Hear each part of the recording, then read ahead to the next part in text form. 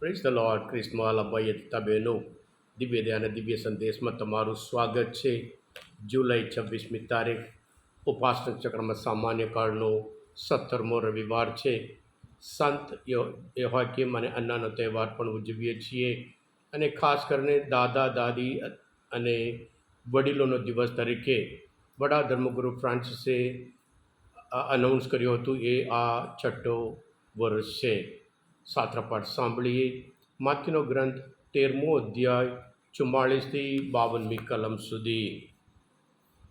ઈશ્વરનું રાજ્ય ખેતરમાં દાટેલા ભંડાર જેવું છે. જેને એ જડે છે તે ફરી દાટી દે છે અને એકદમ આનંદમાં આવી ચાલ્યો જાય છે અને પોતાનું સર્વસ્વ વેચી નાખી એ ખેતર ખરીદી લે છે. વળી ઈશ્વરના રાજ્યને આવી ઉપમા પણ આપી શકાય.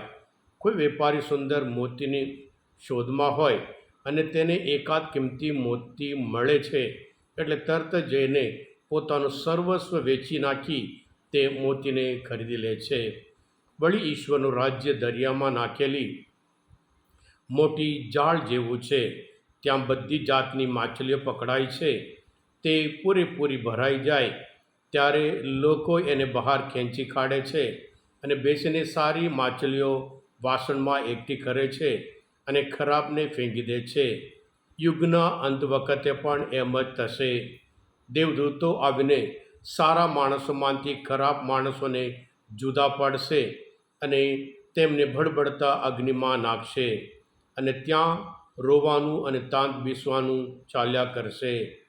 તમે આ બધું સમજ્યા? ઈસુએ તેમને પૂછ્યું. તેમણે હા કહી.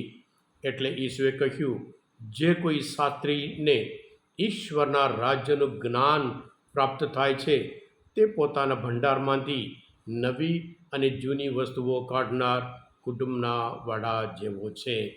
આ પ્રભુની વાણી છે. તે આપણો આધાર છે. ક્રિસ્મસ ભાઈ તબેનો, માથીના ગ્રંથમાં 13મો અધ્યાયમાં પ્રભુ ઈસુ અલગ અલગ દૃષ્ટાંત દ્વારા ઈશ્વરનું રાજ્ય શું છે એ સમજાવે છે.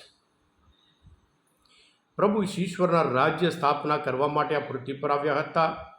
અલગ અલગ દૃષ્ટાંતો સમજાવે છે અને ઈશ્વરના રાજ્ય સ્થાપવા માટે આવ્યા અને એ માટે પોતાનું જીવન પણ આપ્યું હતું. દૃષ્ટાંત એટલે શું છે?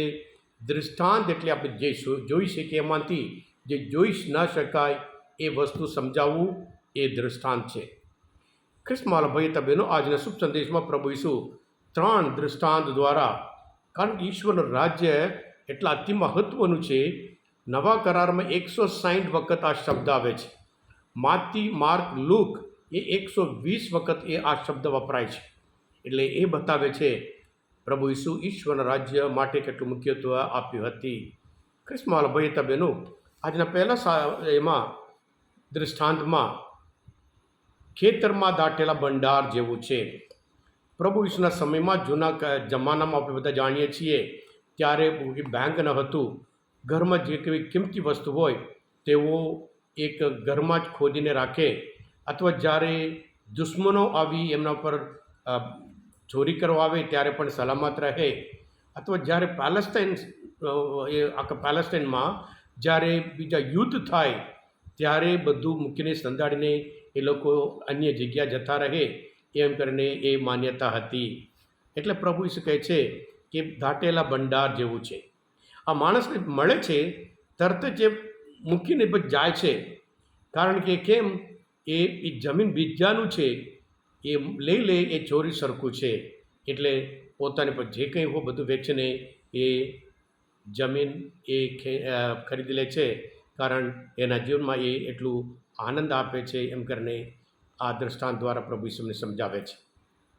સાથે સાથે સુંદર મોતી જેવું, જે વેપારી એક સુંદર મોતીની શોધમાં હોય, મળી જાય તરત બધું વેચીને પછી એ ખરીદી લે છે. હા કિસ્માલ ભાઈ તબેનો, સંત પૌલ પોતે રોમના ધર્મસભ્ય 14મો અધ્યાયમાં 17મી કલમમાં કહે છે, ઈશ્વરનું રાજ્ય કંઈ ખાવા પીવામાં નથી, પણ પવિત્ર આત્માએ પ્રેરેલા ધર્મ, શાંતિ અને આનંદમાં છે. એટલે આપણે પણ પ્રભુ ઈસુ આપણા જીવનમાં કેટલા અતિ મહત્ત્વનું છે એ બતાવે છે.